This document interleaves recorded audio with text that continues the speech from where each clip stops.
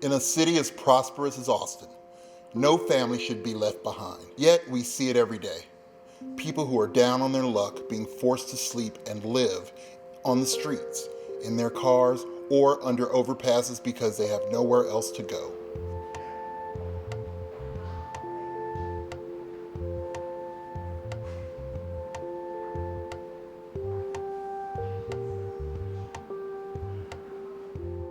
Many of us in Austin are barely making ends meet, and thousands are falling through the cracks.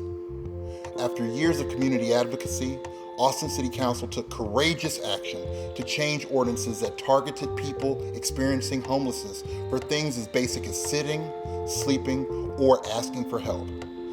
Before these changes were made, many of our homeless neighbors were forced into hiding. Most people had no choice but to sleep in the woods, in waterways, or other dangerous locations. After the ordinances changed, we've seen more and more people sleeping in public across the city. This has caused a lot of anti-homeless backlash, including attacks on our homeless neighbors.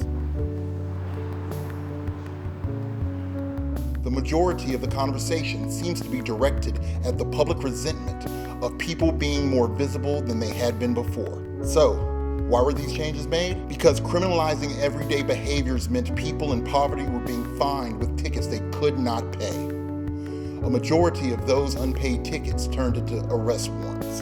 Having an arrest warrant on your record makes it difficult, if not impossible, to get a job, housing, or receive necessary services to get back on your feet. This created a lose-lose cycle for anyone without a house. These barriers made addressing the root causes of the issue much harder to treat. When rents are high and wages are low, the result is that many of us end up walking a financial tightrope every day. The most common causes of homelessness are job loss and evictions, and the majority of people experiencing homelessness live on the streets for 2 years or less. When people are struggling to get by, tickets for sitting, sleeping, or asking for help can make the difference between being homeless for a few days, a few months, or a few years. We as Homes Not Handcuffs believe we need to make things as easy as possible for people to get back on their feet. Changing these ordinances won't solve homelessness, but criminalizing the everyday needs of our homeless neighbors was making matters much worse. Adjusting these ordinances to focus on dangerous or unsafe activity means we can focus our limited resources on real solutions, not just band-aids or blindfolds.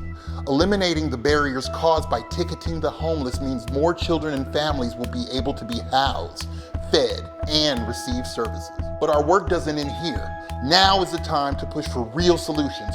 We must build more shelters, more affordable housing, and increase funding to mental health services and safety net programs. Now is the time to move forward and address this issue head on, not push our most vulnerable back into hiding simply because we don't want to see them. Now is the time for homes, not handcuffs.